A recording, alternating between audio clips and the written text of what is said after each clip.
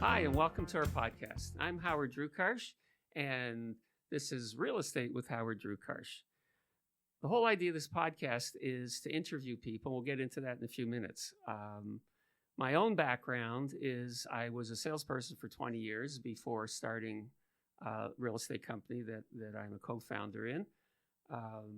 I've also been a two-term member of the Toronto Regional Real Estate Board of Directors.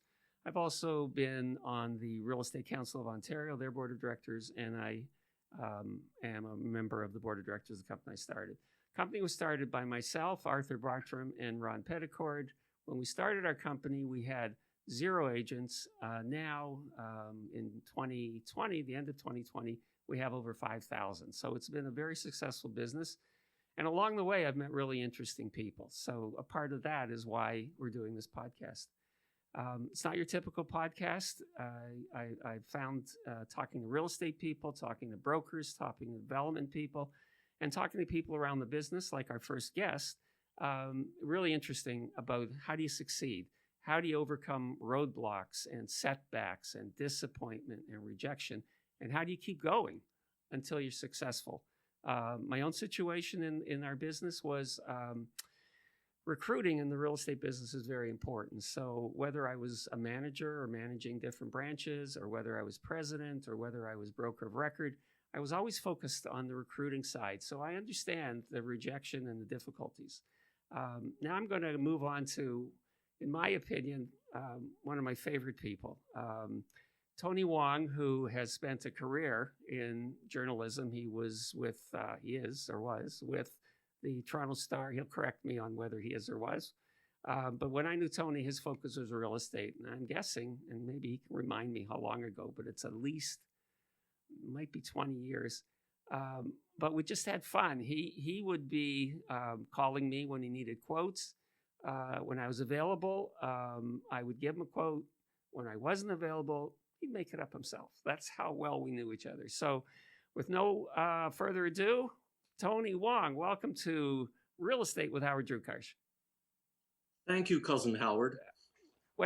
Just to make clear, we call each other cousins, but we're not actual cousins, but we might as well be. Well, I was going to get into how that started. I have a cousin, Barry Leon, who just loved Kaplansky's. Kaplansky's is no longer in business, but Zane Kaplansky had a terrific smoked meat shop at college in Spadina. And I think what happened was we invited Tony, and somewhere along the line, I was calling Barry Cousin Barry, then we started calling Tony Cousin Tony. And when you look at Tony and I think you can see the resemblance. So it sticks. So how much of this should we talk about smoked meat, and how much should we talk about your career? I think it's really 90% smoked meat. Okay. The rest is gravy. All right. Good analogy. So let me ask this, Tony.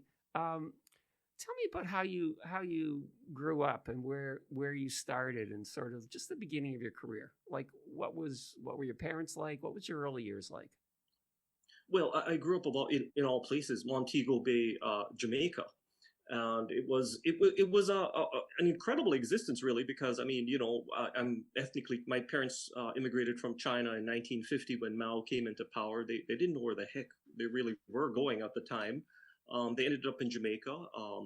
I lived above a tiny little grocery store, like many Chinese kids, and so the existence was kind of like half Marley and half Mao. Mm-hmm. Dinner was amazing. You'd have, noodles and jerk pork. So we were doing fusion before we knew what fusion was. Okay. Also, when you were growing up, you told me your brother was very involved in a let's call it a benefit to the community, a health benefit, and he had an interesting title, if I'm not mistaken. My brother, yeah. I mean, he used to live in New York. Okay. He went back to Jamaica, and he sat on the AIDS hospice of Jamaica. And at the time, there was an AIDS crisis. So he created a condom brand, except my mom didn't know. So, a decade later, I take my mom back home, and she sees the storeroom of condoms, probably $100,000 worth of rubbers, and completely freaks out. I don't know what happened after that, because my wife and I ran to the nearest Sandals, and, he became the condom king of the Caribbean, but he might as well have been the crack cocaine king of the Caribbean, according to my mom. All right. In your career, there's a lot of things that come into play: luck, hard work, serendipity. Why did you choose the career of journalism? How did you start in that career? Well, I was probably the only Chinese kid in school who couldn't add. So really, this was a default, Okay. by any means.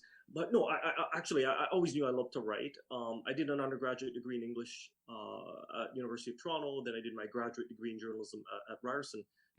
Since then, I've been at the Star for about 30 years. Mm. And, I've been really lucky because I went through that whole sort of golden generation where print really was thriving and made a difference. Mm-hmm. When you started in the career, and I know that you've also helped a friend of mine, Michael Sachs. He's a lawyer. His son was interested in becoming involved in journalism, and I remember you were kind enough to meet with them.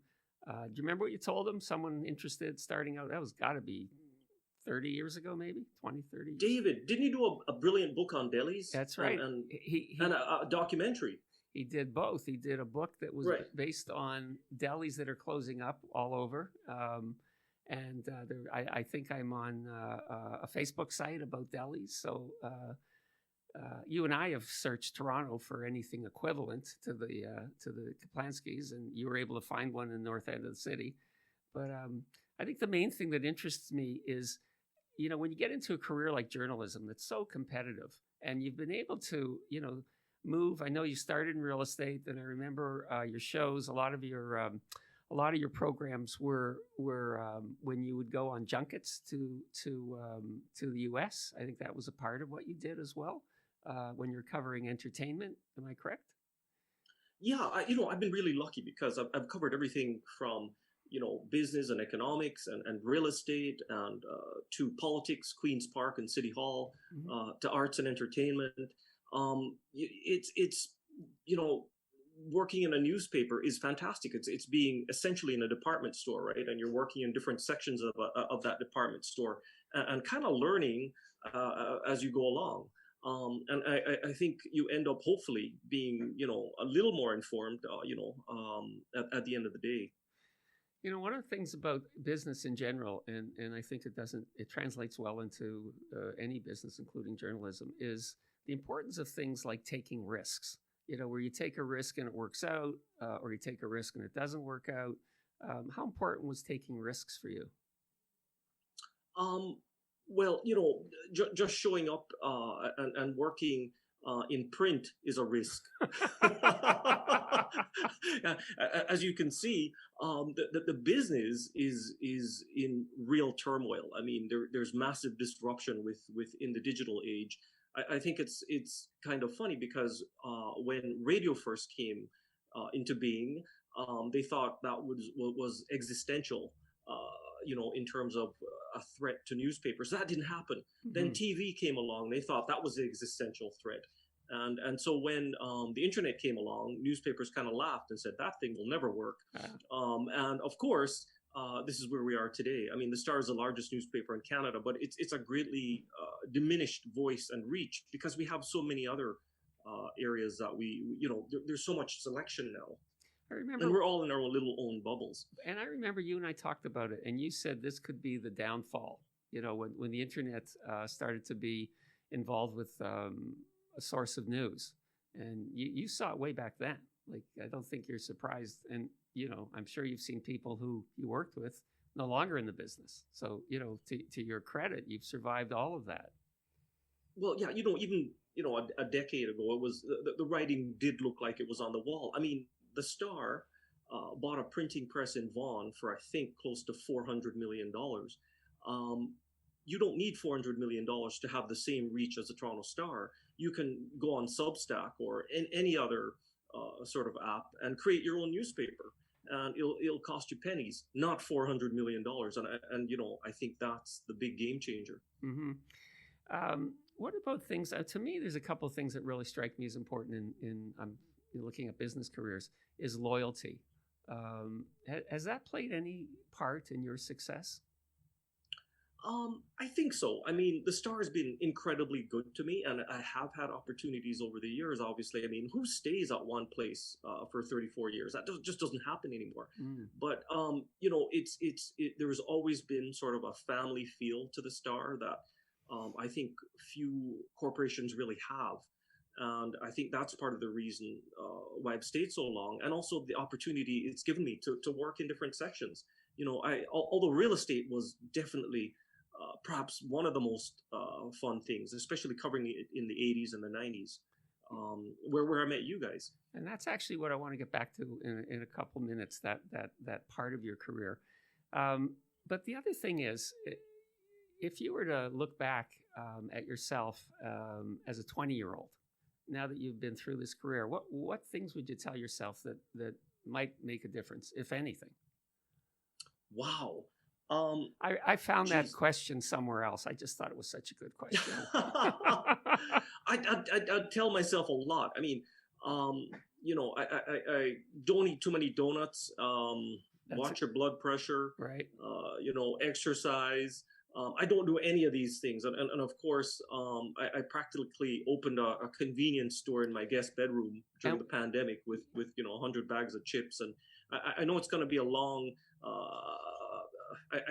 I know how long-winded you are, Cousin Howard. So I brought coffee as well as for those not on the Zoomcast. I'm holding up cups of giant McDonald's coffee here.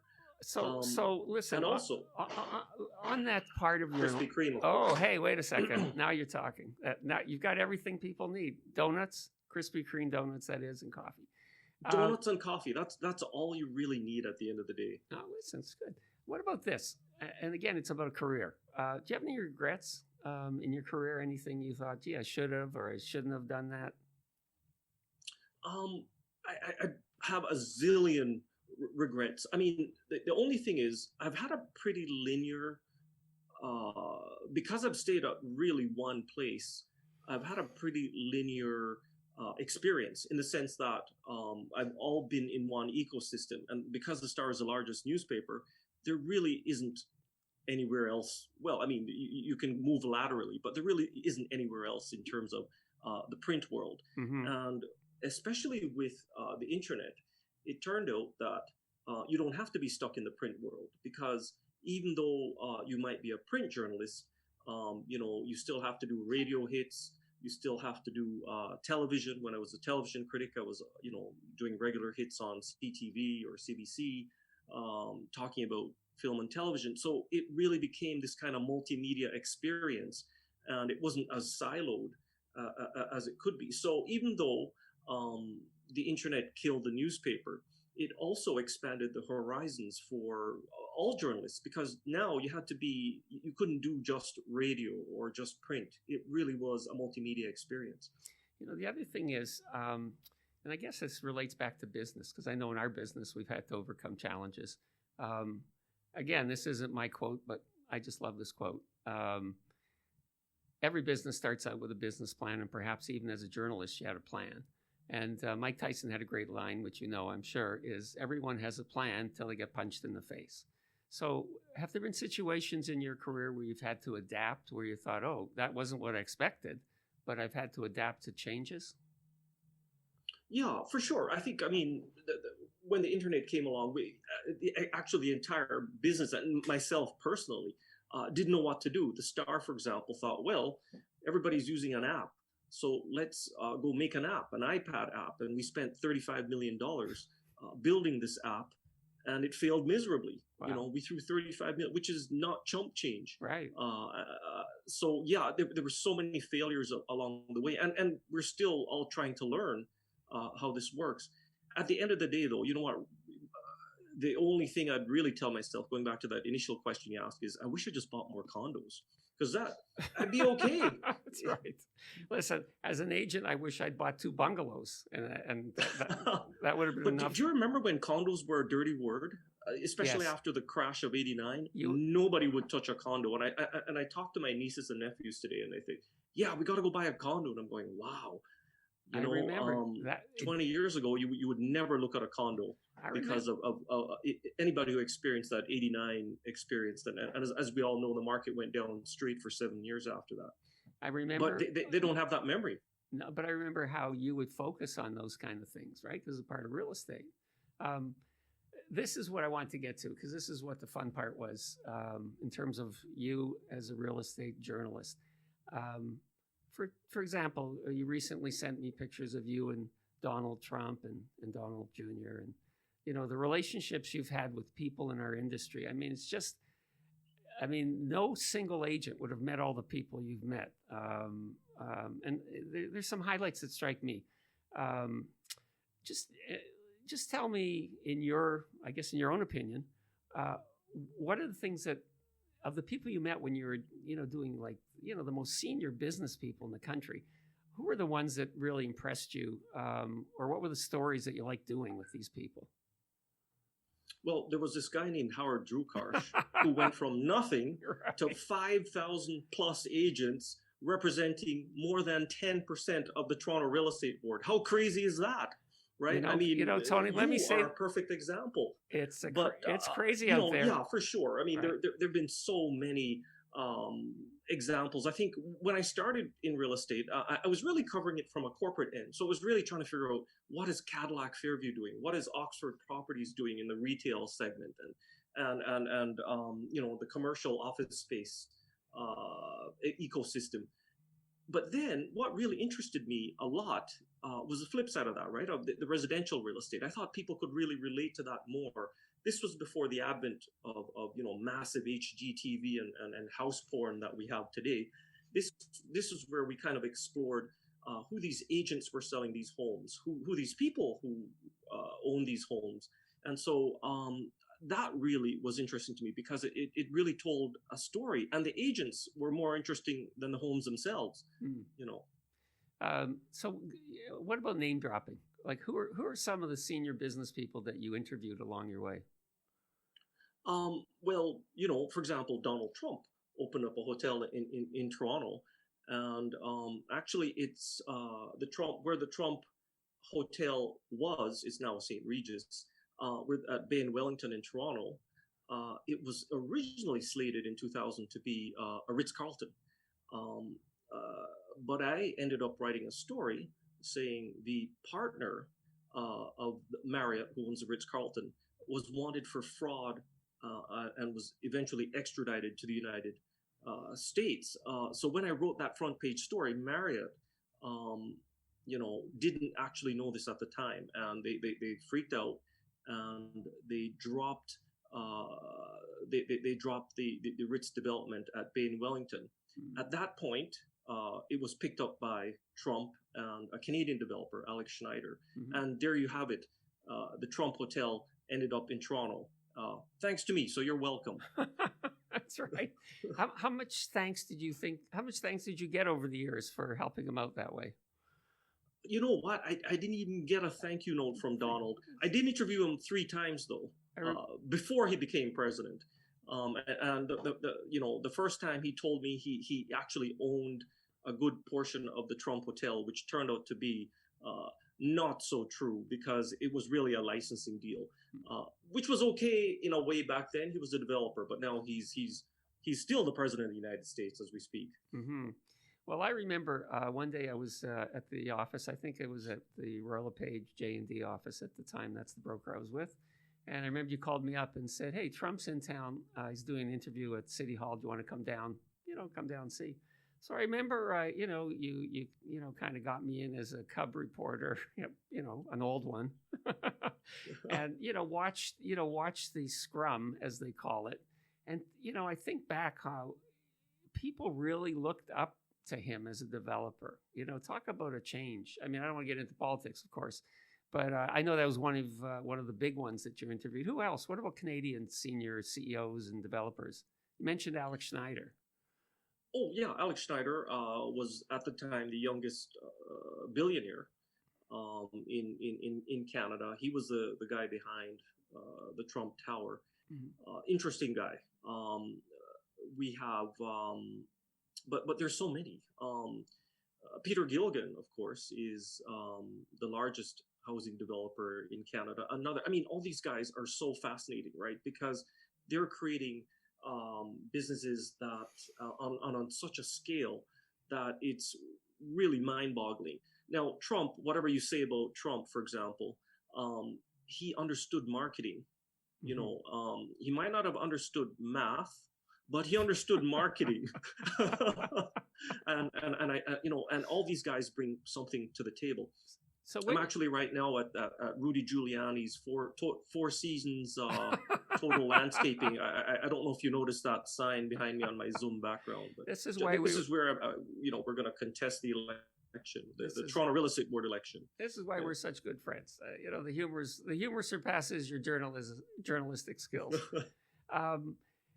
For me, this was an important interview because we've known each other so long. And even though, it's not about a real estate agent, I mean, you are the person, if you were to itemize all of the senior people in real estate that you've interviewed and know, is there, it's all about, I know from our own company, overcoming challenges is everything in business, being adaptable.